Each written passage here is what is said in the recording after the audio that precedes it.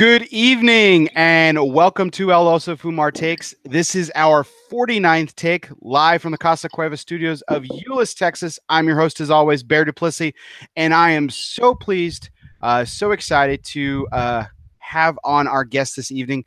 It's a fantastic take that I've been really looking forward to, that I've wanted to talk really in depth with this individual for a long time now. So this is absolutely my honor and my pleasure to welcome in our guest tonight for our 49th take, Mr. Juan Martinez of Joya de Nicaragua Cigars. Juan, how you doing tonight? I'm doing fantastic, man. Thank you. Thank you for having me. Oh, thank you. Thank you for joining us. Really appreciate it. Joining us on your personal time. Enjoying a lovely evening in Nicaragua on your back terrace. How is the weather tonight down there? Well, tonight is actually better. We had the last 2 days, we had a tropical storm over us. So we had a excessive amount of rain. So today, thank God, it's cleared up a little bit. But other than that, it's a beautiful evening. It would have been just a slight bit of a challenge if you had wanted to do this show with a tropical storm overhead, at least outside. It would have, yeah, definitely. So, what's it like? Okay, so you said the last 2 nights it's been like that. I mean, what's it like? Do you just hunker down into your house, or like, do you like? I live in Texas, man, so it might as well be a desert. Like, I mean, we had rain today, and it was like we called it a monsoon in our state. But I mean, I've never obviously been through anything like that. What's it like to be? Remember, Nicaragua is a tropical country, so we are actually located in the central of Central America, and we have the Pacific and the Caribbean Ocean. So we only have 2 seasons. One is, we call it dry season, that goes from November to May, and then we call it winter, but it's actually wet season, rainy season, that goes from May to November, basically. So two seasons. And this last part of the rainy season is quite heavy. So every year we get a lot of, excessive amount of rain, but a lot of times we get hurricanes and storms. Last year, by the exact same day, we had a big storm that destroyed a lot of the coastal areas in Nicaragua. So we had another one. It's actually moving up through the Yucatan Peninsula towards Florida, actually, at this moment. And it's hard, Nicaragua is still a very underdeveloped country in many ways, so we don't have great infrastructure. So when we get a lot of rain, it pours, and you get a lot of damage on the cities, and on the rivers get overflooded, and you especially have a lot of vulnerable population that gets affected. So unfortunately, this type of situations provokes a lot of damage, especially for the poorest families. So from yesterday, we had 4 dead the last 2 days due to the rains, and I think about 1,500 houses destroyed due to this storm. So it was quite big, although it's not atypical for this part of the year here in Central America. We're used to getting a lot of this storms and hurricanes, and of course earthquakes and volcano eruptions. It's part of our, it's part of our daily life here. It's part for the course. It's normal. A little bit. It's normal, yeah. Every year we have a little bit of shake up from nature. But again, unfortunately, the ones that suffer the most are the most vulnerable families. Thank God my home is a solid place, and I can take care of my family, and we spend basically 2 days under closed doors, playing with the kids and watching some movies, because there's nothing you can do outside. It's pouring all day long. Yeah. Well, I'm glad you and your family are safe. 36 hours straight of rain, so it's quite a lot of rain. Goodness. Yeah, we're safe. Thank you very much. Fantastic. Well, and speaking of the stuff that's been going on in Nicaragua, we've all been keeping track of what's been going on in the country with the political strife and everything. But from everything that I've been hearing, it seems like things are getting a little bit more back to normal. Things are starting to kind of come around, and it is getting more back to what your words, back to normal way of life and everything. That's got to make you guys feel good. From a personal perspective and a business perspective, it's gotta feel fantastic. Well, yes, it's been a rough few months on the starting April. Probably most everybody that in the cigar world knows that Nicaragua went through a couple of months of political struggle, social struggle. Right now, yes, things are a little bit better. They are more normal.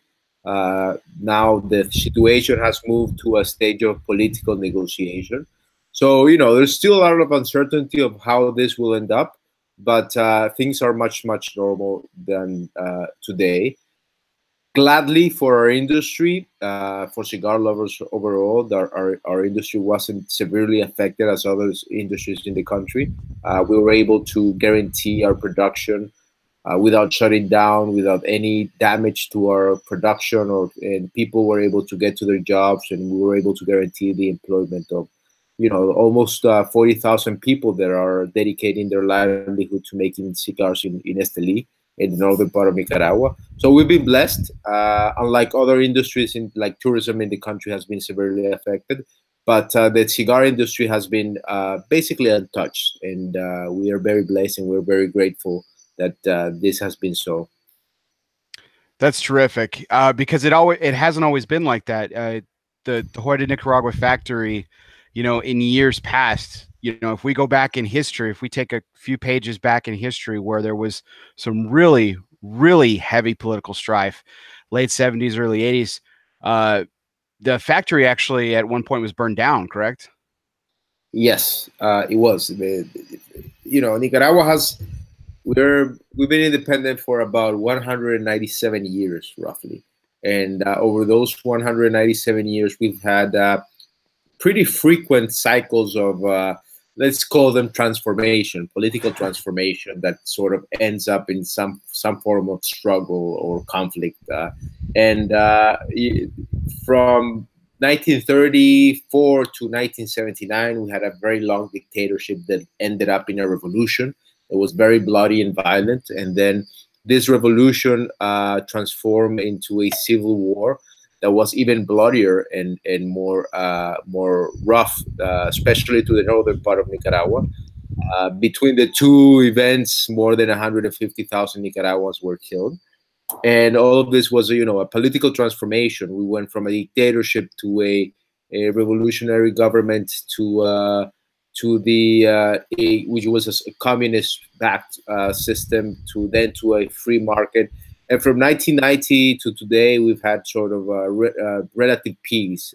So we can say that this year has been rough, but it's been a wake-up call that we as Nicaraguans need to continue working on, a sort of maturing of our political process and our social process.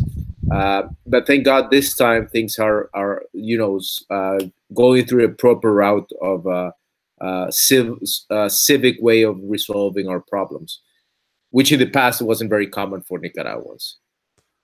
No, it definitely nothing like in previous times, as you've mentioned in history. So we are all grateful for that, Americans and Nicaraguans and citizens of the world alike are grateful that it's certainly been relatively peaceful, and we certainly continue to wish you and your country the best as they try to work through these difficult times. But I'm glad to see that it's on a good path, and it has been good that for you personally and for the industry in general that we're talking about tonight, that it hasn't really relatively been affected too much.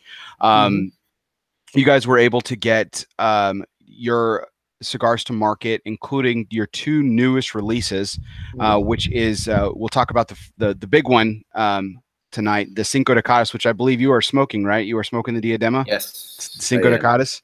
Yes. So the Cinco de Caras celebrates the 50th anniversary of the factory at Joya de Nicaragua. However, you guys decided to take a different approach to commemorating this wonderful, wonderful year in your anniversary and everything. You guys developed an incredible cigar, which you guys did not divulge the blend to. We know that it's Nicaraguan tobacco, as it should be, to celebrate the 50th, yes. the 50th anniversary of your company. But you guys also decide to document the 50th anniversary in a different style, one might say a little bit more literal, no pun intended. You guys brought in a writer, Mr. Hammond, I believe, from Europe, to actually write a book detailing detailing the 50 years of history of Joya de Nicaragua. What inspired you guys to kind of go with this different perspective and get something like this down on paper and document it in this fashion?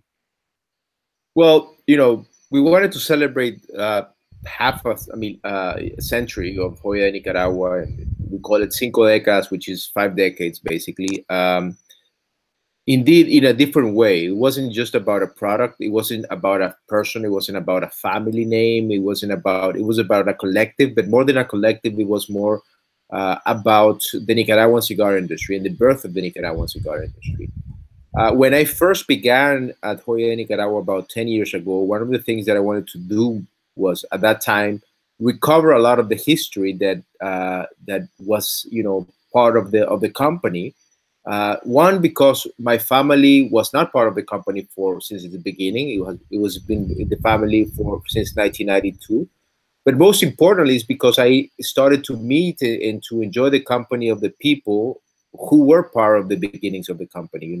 Some of the oldest workers, some of the founders of the company. And for me, one of the most valuable aspects of Joya de Nicaragua was not only about the quality of the cigars, but also about the richness of the history that it had. You can talk about the Nicaraguan cigar industry thanks to this company and to the original founders that were brave enough to start making cigars in Nicaragua and to believe in the capacity of Nicaragua to make premium cigars. The founders were Simón Camacho and Bermejo, the two Cubans that emigrated from the island and started making cigars in Estelí. And as a tribute to them, we started researching, and we would contrast those findings that we were, constantly getting our hands on with the typical comment of Nicaragua is a newcomer. And you would see these statistics, and you would say, Nicaragua has now become a leader in cigars. And you would go to Europe, and they wouldn't, they say, oh, Nicaraguan cigars are relatively new. And so we said, this goes against what we found out, that Nicaragua is not a newcomer to the industry. Maybe people have started smoking Nicaraguan cigars recently, but Nicaragua has been around for 50 years, even longer than that, to be precise. So we wanted to share this, being 50 years, a very important milestone for the group and for the collective and for the company. We wanted to take all of these pieces of history and put them not only in a cigar through tobacco and through events that we've celebrated here locally in Nicaragua, but also all around the world that we've commemorated the 50 years. And we wanted to culminate all this with, making this history sort of put together in a very interesting, enriching, captivating way, and telling it in a very unusual way. So we decided that, we could make a video. We've done videos. We could make blog posts. We could put it on the webpage. We could tell the stories on, podcast or video interviews like this. We can tell the story through a cigar, but we could not tell it better than through the people who have been living this history and this story.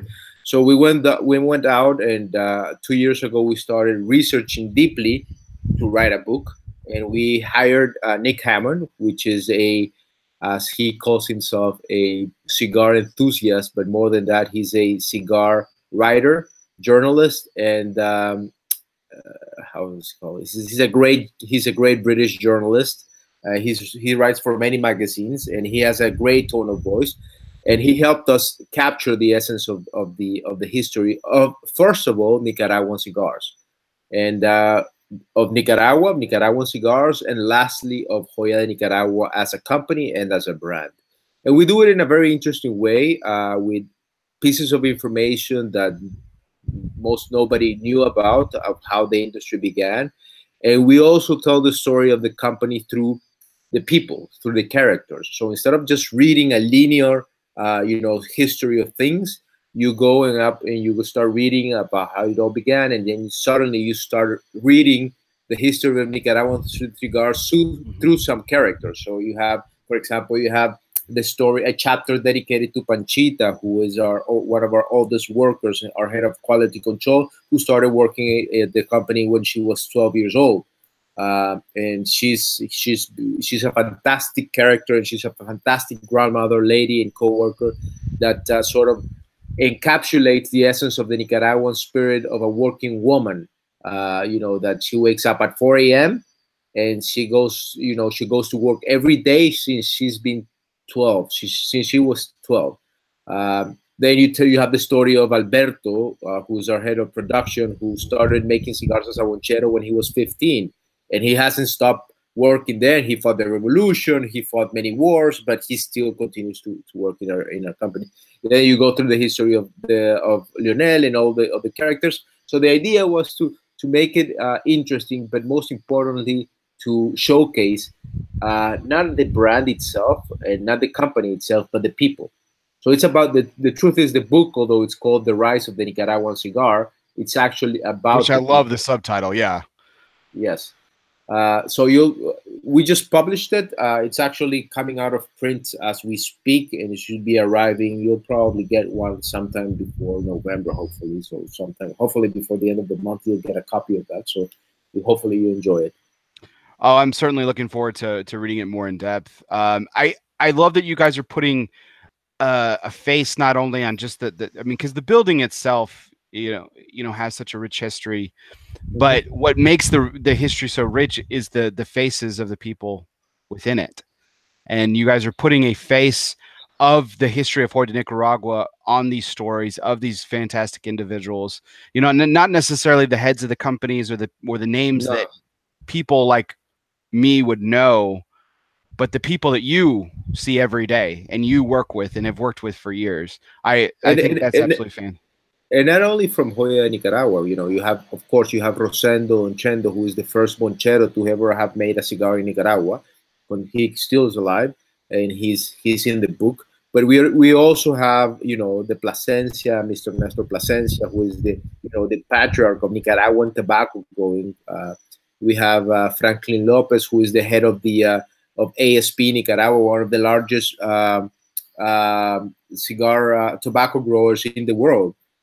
But you also have Pancho Valenzuela, who's the mayor of Estelí, who over the past 20 years has been instrumental in allowing and incentivizing the growth of the Nicaraguan cigar industry in the region. So it's not only about our people, it's about the collective, including some outstanding characters of the history of Estelí and the history of Nicaragua overall.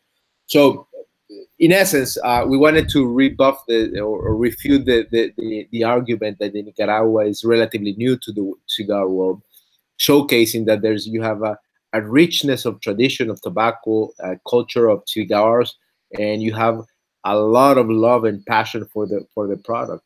And hopefully people are appreciating and understand that. Oh, absolutely. I mean, like I said, I'm really looking forward to that. Just the way that you guys went about it in the tribute, I think, is absolutely fantastic. The cigar itself is incredible. It was one of the very first cigars that I smoked at this year's IPCPR trade show. And our good friend William Cooper will tell you that I burned my fingertips off trying to smoke every last inch of that cigar. It was absolutely fabulous, and it is deserving of the title that you guys put on it to commemorate your 50 years in the business. It's a truly beautiful. In fact, you yourself said, I was reading an interview that you did, Juan, that you said that this is the most impressive cigar to ever come out of the Joya de Nicaragua factory. And I know that's your opinion, but that's quite a tall order. Well, anybody can say that, and we generally say it. All cigar makers say it because we have to say it. But it's 100% true, and I have to say it because it was when I first came in to the factory. I was thinking about this moment, and I know it for a fact because we were the ones who chose the tobacco for this product 10 years ago. We signed the bales of tobacco that were going to be used for this project 10 years ago, and they still have our signature. And it was intentional. And we knew at that point that we were actually just celebrating the 40th anniversary, and although it was a good celebration, it wasn't as outstanding. We didn't have any, interesting product to introduce. It wasn't just 40 years. We just did an event and celebrated that, and we felt that there was something missing. And of course, we said, when we get to 50, then we're gonna have to do something really special. We did something really special when we got to 45 with Cuatro Cinco, that continues to exist today, and it's a fantastic blend that in a way showcased our ability to go beyond our traditional way of making cigars, of what people knew about us. And then 5 years later, we have this, and I can tell you that it's the best cigar you'll ever smoke. But I hope that if people actually smoke it and that they think that themselves. Well, it absolutely was incredible, and I was a big fan of the Cuatro Cinco, Juan. And I'll just tell you a little brief history with me and cigars. I've done this a couple of times where I've overhyped a cigar for myself, and then I've smoked it and I was disappointed. So I was really trying not to do that with the Cinco de Calles, because I was a huge fan of the Cuatro Cinco project that you guys did. I knew it was going to be completely different because I saw what you guys published about it, that the blend was going to be, you didn't release the details on the blend, but I knew it was going to be different than the Cuatro Cinco. So I was trying not to overhype it for myself. But when I smoked that cigar, it was absolutely sensational. And I was honored to have that cigar lit by you and your father, Dr. Cuenca. So as I mentioned before we went on air, I can die a happy man now. Thank you, man. I appreciate it. I'm humbled, but I think it. Thank you, man. But again, just to go back to this project that you guys saw 10 years ago, and that's when it all started. You guys foresaw that this was going to be a momentous occasion, and you wanted to put certain tobaccos aside, and you guys wanted to build towards this project to make it something memorable. Again, because your family hasn't been involved from the very beginning, but now you've kind of dug back into the history of it. The last 50 years, what do you think is what do you think is the legacy of the first 50 years of Joya de Nicaragua in terms of where it stands today, with what it's done for the country? Well, exactly. The legacy itself is not about the company. If by an act of God or nature we cease to exist as a company and as a brand, I think our legacy would be on the numbers, on the numbers and on the success of the Nicaraguan cigar industry. Not because we've caused it, but because the company itself and the original workers and founders have been in a way tied to the success of the Nicaraguan cigar industry. Today, Nicaragua is considered one of the top cigar makers in the world. Not only in volume, of course, in the case of the United States, we are the largest importer of premium cigars into the United States. Roughly almost 40% of the cigars smoked in the US come from Nicaragua, a little bit more. But most importantly, the quality of the cigars. 6 out of 10 cigars that are considered the best cigars in the world for the past 4 or 5 years are coming out of Nicaragua. You go to the review, you go to the popular publications like Cigar Aficionado or Cigar Journal or whatever magazine you choose, the ones that rate cigars on top 25 or top 10, and you'll see that more than 50% are coming from Nicaragua. 13 out of 25 or 12 out of 25. And for one country, that's quite outstanding. But it's not about the country, it's about the makers. Now in Nicaragua, you have some of the best cigar makers in the world, if not the best cigar makers in the world. Or you're looking for other important cigar makers looking at Nicaragua for the possibility of establishing their own operations, and many of them using Nicaraguan tobacco. So it's a combination of factors. If it wasn't for not only the original incentive of started making cigars in Nicaragua back in 1968, and then continue growing tobacco for the consumption of Nicaragua, and then continue even in the midst of many challenges and adversities like a revolution, like natural disasters, like economic struggles, the company did not cease to make one cigar, didn't stop making cigars, and then showing to the world, not only to the United States, that Nicaragua was capable of making some of the best cigars. Joya is now smoked in more than 55 countries around the world. And in many parts of the world, they know Nicaraguan cigars thanks to Joya de Nicaragua, because that's the one and only cigar they ever smoked before coming from Nicaragua.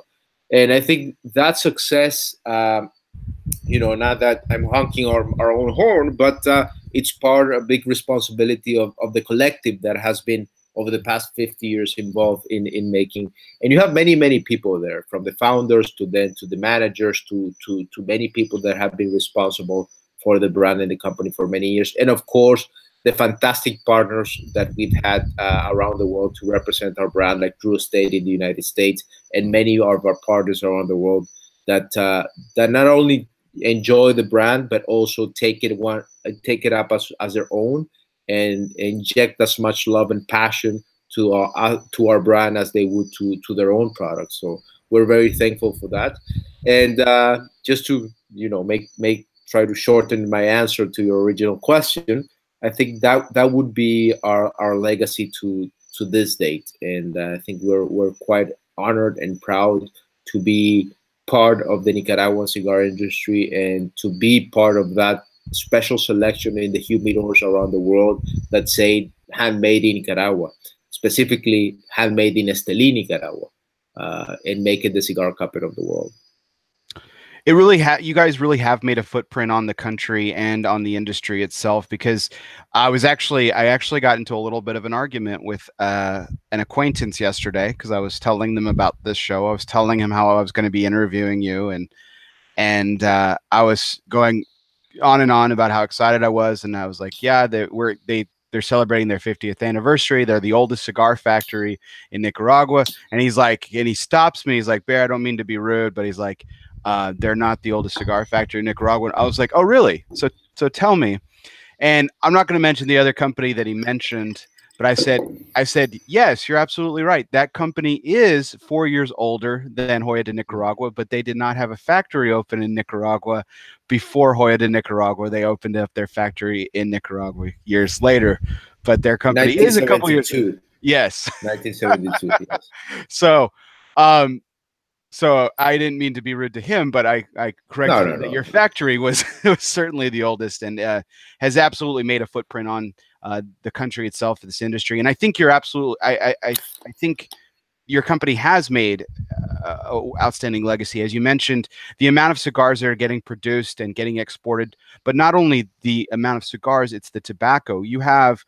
There's some excellent other cigar growing and manufacturing countries around the world, the Dominican Republic, Cuba, of course, Honduras, and other countries alike. But these legendary makers from these other countries, as you said, are either establishing their own factories in Nicaragua, or they're getting tobacco from this place that you guys have made home now for a half a century. It absolutely goes to show that you guys have made an outstanding imprint in this industry, and it is certainly something to celebrate what you guys have done over the last 50 years. Of course. But also not it does overshadow the other release that you guys announced at the IPCPR this year, but not by much. But it is something different. But you guys released the Joya Silver, which I am smoking right now. Yes. Now this cigar is a beautiful band, man. That's a beautiful band. It really is. And I really like what you guys did with the branding alignment.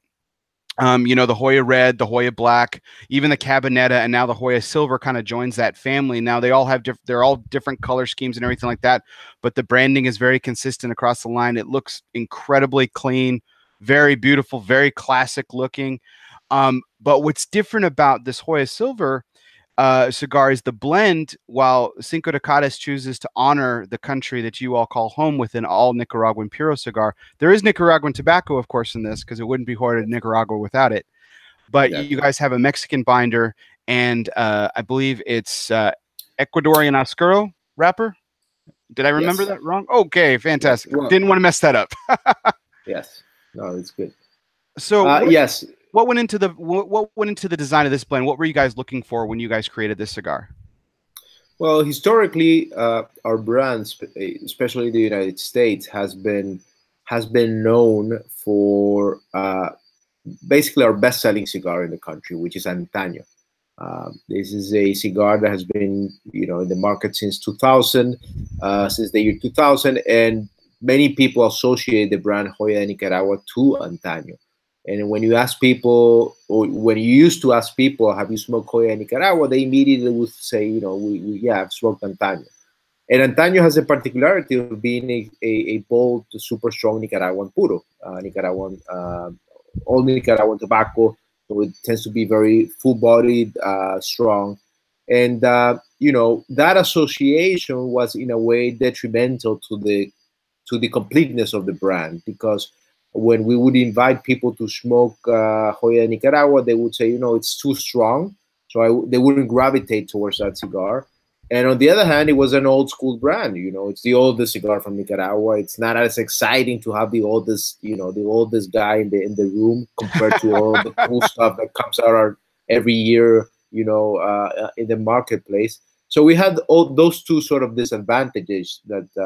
So we decided at one point, let's change that. Let's change that, and let's create another family of cigars. So we have our original lines of cigar, which are the Antaños. They are based on the Antaño family that we have: Antaño 1970, Antaño Narco Rojo, and Antaño Gran Reserva.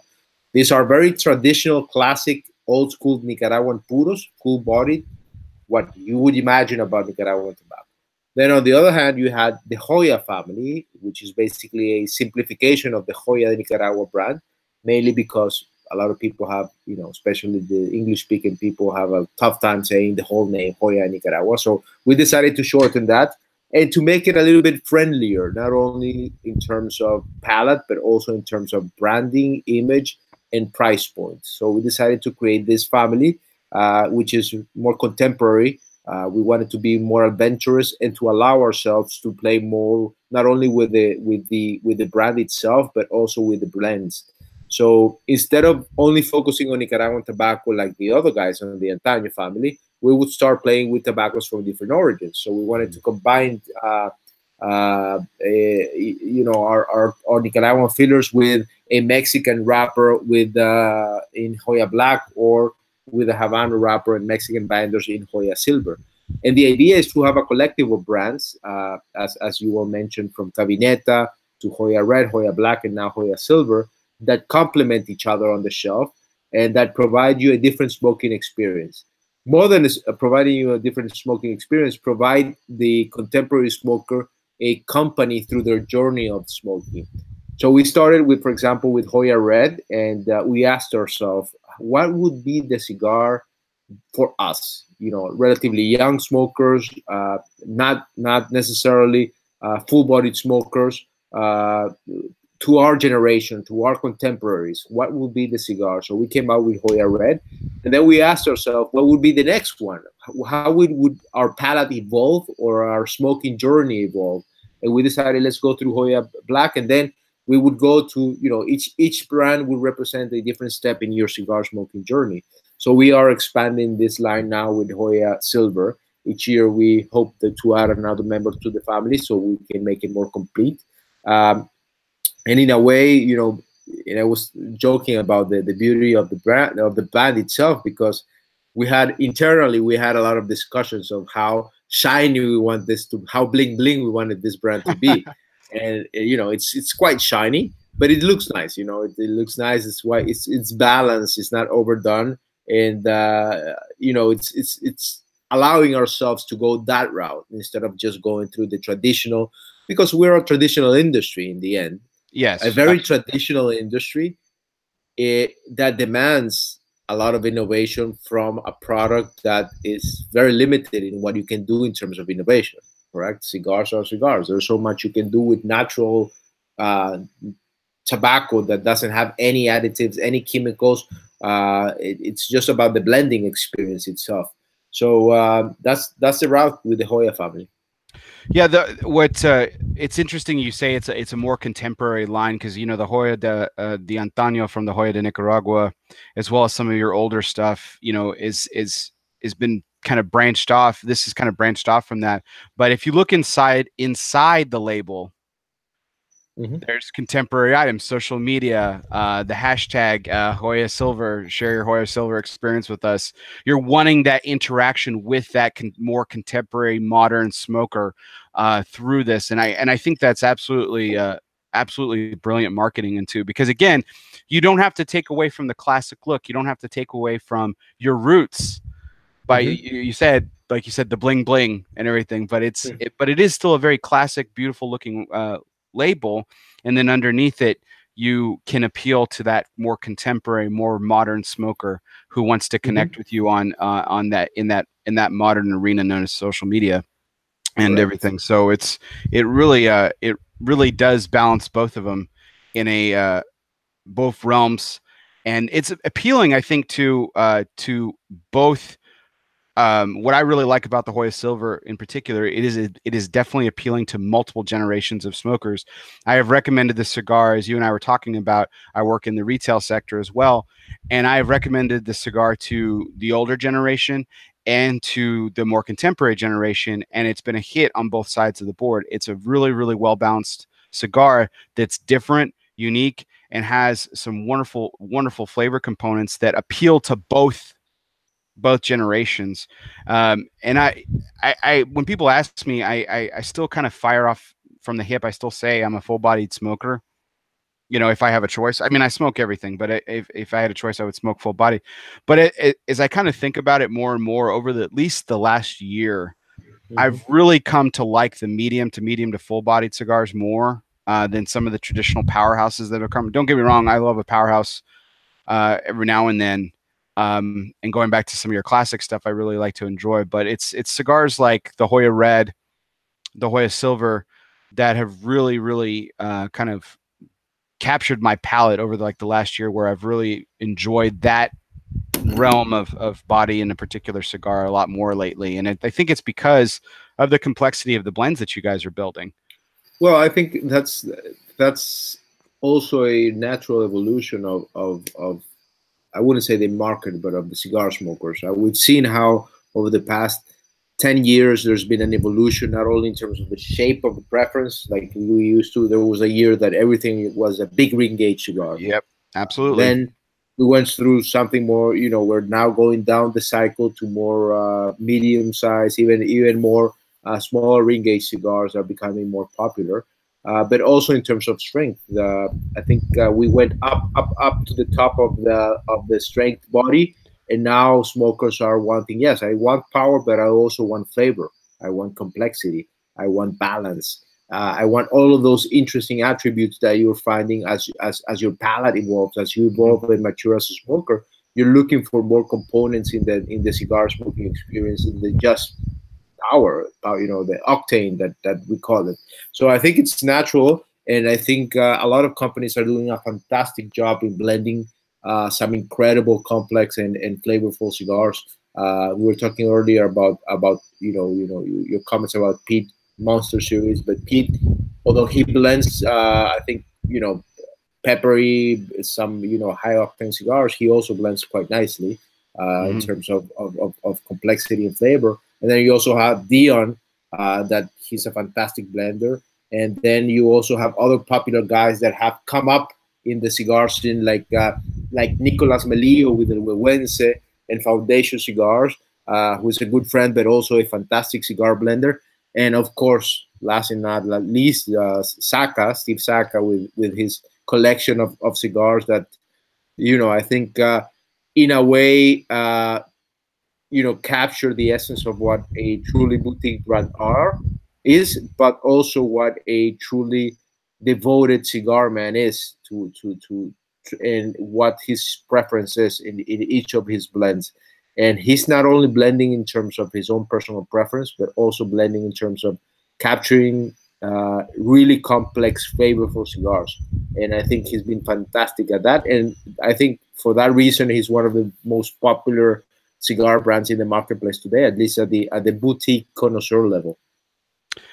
No, absolutely. And those guys that you mentioned are putting some of the hottest cigars on the market, and they have been doing it for, in the case of Pete and Dion, they've been doing it for over a decade, almost into 2 decades at this point. And Steve's been doing it in a number of different capacities for a number of different companies, and with his new company now for a few years. And the same thing with Nicholas.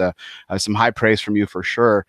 They definitely produce some fantastic cigars. And again, another kick back to the country that you call home. That's where they make all of their cigars. So Exactly. it really is magical to see what guys of considerable talent like that can do with the tobacco and the factories and establishments that you see every day on a daily basis.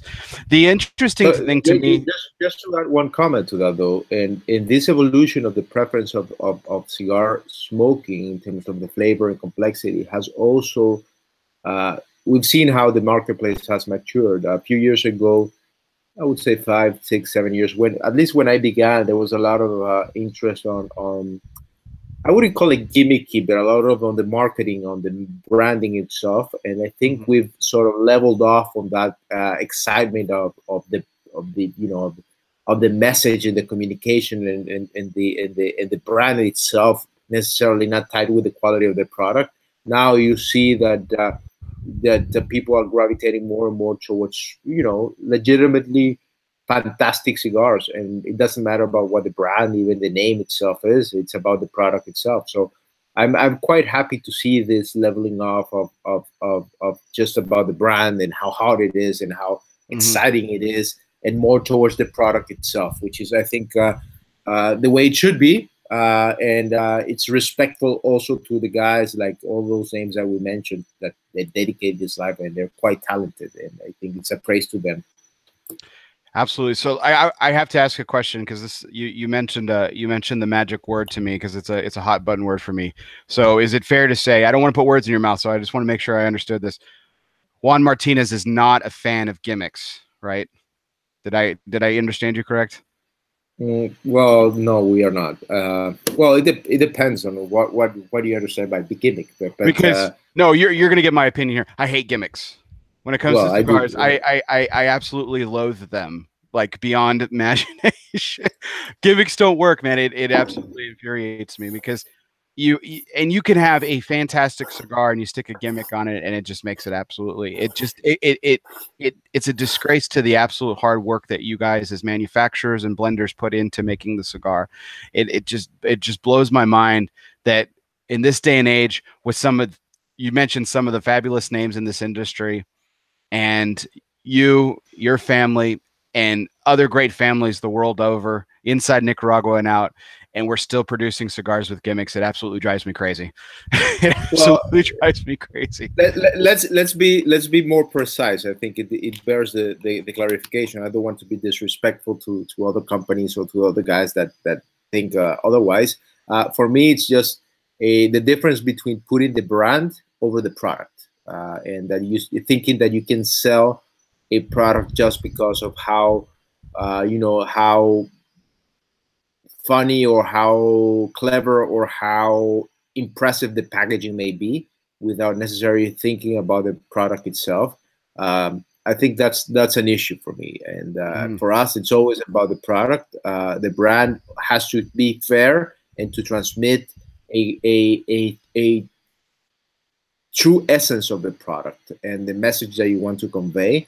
Like Jonathan Drew always says, that the ethos of the brand has to be clear, has to be transparent, and has to be out there, but without necessarily going overboard and finding crazy stuff. I remember just this funny story. This is 2015, I think, was when FDA came, just before IPCPR, so two weeks or something, a month before IPCPR, 2015 or 16, yeah, 15. And there was some company going out with a cigar that was infused with energy. It was supposed to be an energy infused cigar. It was like, what? It's like, you don't need that, man. It's a cigar. You don't need to put any energy stuff in the cigar. It's ironically, it came after FDA, but but it doesn't make any sense. It's a cigar, man. You don't need to make it a Red Bull of the cigar world. Right, exactly. No, That's kind of the example. And I've never had the opportunity to try that cigar, and I don't know if it actually worked or not as an energy product. But overall, I thought it wasn't the best idea for our industry. I didn't think it fit well into our model. And I mean, I think the Joya lines, the Cabaneta, the red, the black, and now the silver are a great example of that. Like you just said, you know, marketing is incredibly important, as Daniel Barrios, who works for you and who I've been communicating with. We really appreciate Daniel for organizing this interview for us today. Yes. But as he'll tell you, that marketing is incredibly important, and while that is absolutely true, because you know, with the foundation of a fabulous cigar product, like you said, the tobacco itself, the cigar itself, the marketing is secondary on it. And marketing can be fancy, it can be cutting edge, it can be more modern, and not necessarily be gimmicky. And I think the Joya line is a perfect example of that. You guys balance that line of classic and modern, you know, all in the same look.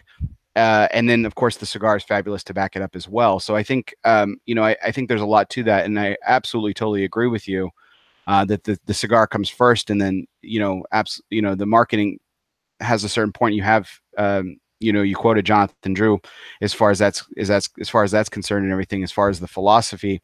And I think that's pretty solid ground to be on, because both your companies respectively have been outstanding in that regard when it comes to both marketing and, of course, putting out outstanding product as well.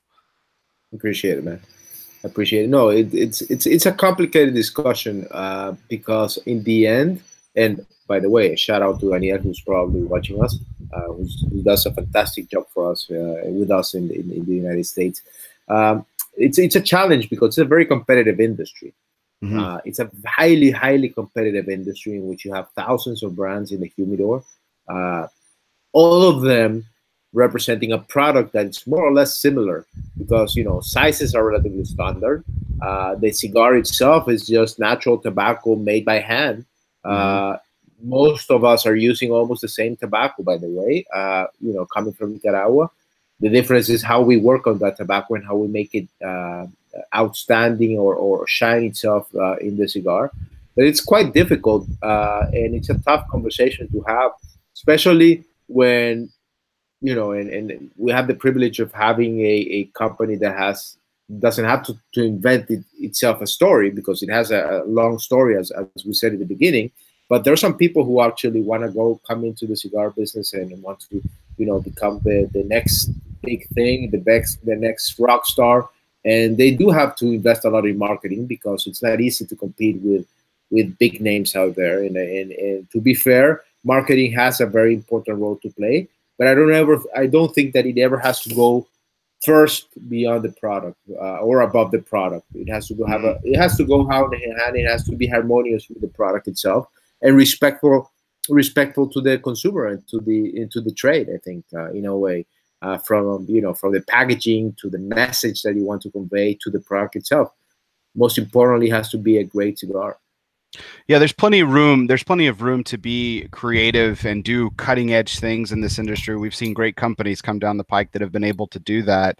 But in the end, absolutely, it is about the cigar. And it like you said, it is a difficult task when they're not trading on a name, especially if they're coming in or are relatively new or young in this industry. Yeah. They have this isn't. I forgot the metaphor that I was told once. This isn't a sled dog race. You know, the trail hasn't been broken. When you come in anew, you have to break your own trail each and every time. And it's a difficult task, to be sure. So, Juan, really appreciate all the time that you've given us this evening. I got one final question for you. And I actually asked you this question before the start of the show. You said it was a difficult question, so I will ask it again. And because the past 50 years that Joya de Nicaragua has been with us, has been full of rich and a vibrant history. Your family has certainly been a part of that, and brought it into the last half of those 50 years.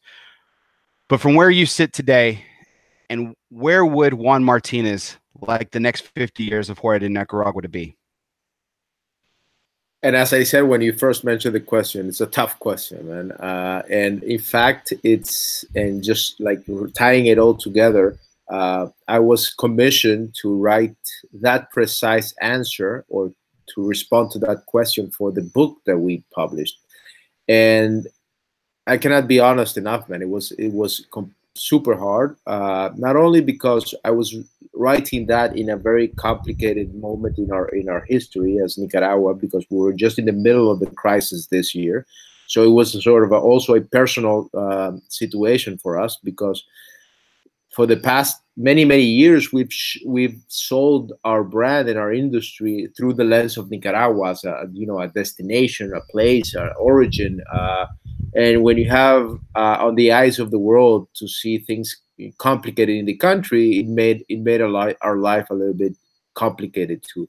And when you see, and when you go back and you see all of the challenges and all of the adversities and all of the obstacles that our company, our people, and our industry have faced, and when you see the near future and think about all the challenges that our industry is facing, especially in terms of regulation.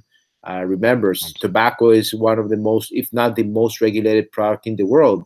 And our products, although are completely different from other tobacco products because of the way they're made, the content of the components, and the way they are sold, they're just bundled together with everything else. So we get the most difficult part of the stick, because our products are regulated as if we were big corporations that had all the money in the world to face those regulations. So when you think about for example, FDA challenges or European regulation, by 2021 or 2022, we will have track and trace systems need to be put in place in our factories to make sure that we are able to trace each leaf of tobacco from the plantation to the hands of the smoker. When you think about all of these challenges, it's not an easy road ahead of us. And it's a highly competitive industry, and it's not an industry necessarily that grows very fast. When you think about the restrictions of where you can smoke or where you can enjoy a cigar, a popular blog dedicates half of its content to cigars and half of its content to regulation and to restrictions. And every day you see a new place in the world that bans smoking, in not only indoors but also in parks and beaches and restaurants. And it's indeed a challenge. If it's bigger or smaller than the challenge that we have in the past 50 years, that's to be seen. But for me, I would die a happy man to continue seeing the name of our country and the name of our brand being recognized all over the world as it is today, and to continue not only developing relationship with partners like you guys in the media world, but also with our distributors and our consumers around the world, to continue building on the name of our country and the people. I think it's not only a challenge, but is our goal to make sure that our product is recognized as one of the leading brands coming out of Nicaragua and Central America, and also one of the best cigars in the world. And at the same time, contributing to make cigar smokers' life a little bit better, one cigar at a time, as they say, But the 50 years from now, to be able to continue telling this story, I think would be the biggest milestone of all. To see that our industry has grown and has achieved a level of outstanding quality and outstanding volume that continues to help the well-being and contribute to the well-being of thousands and thousands of families in the region of Nicaragua, northern Nicaragua. 40,000 people are currently employed directly in cigar making. To say that 100,000 people will be employed in a few years would be also a great achievement for our industry. And for us to be able to be part of that, I think would be the future. And contributing to the well-being of our families, it's also a great achievement. So it's a difficult question. As I said, it's a tough question, because Uh, Unfortunately, our industry is very traditional, very classic in many ways. So it's not like you say, there's not gonna be a Steve Jobs in our industry that says you're gonna, make a dent in the universe through cigars, man. Cigars are not an iPhone. You cannot revolutionize the way people live through cigars, but you can contribute that they live a nicer and a plentiful life while enjoying cigars, and making their life a little bit better. So that's sort of our goal, man. Well, you may not have been pleased with that answer, Juan, but I know that our listeners and viewers will be, because that was absolutely fantastic. So here's to the future of Joya de Nicaragua and all the cigars and the 40,000 plus that bring those cigars to market. 55 countries internationally now. Here's to the 56th as well as the 100th, and to your next 50 years, Juan. Really, really appreciate your time. So thank you so much for joining us this evening.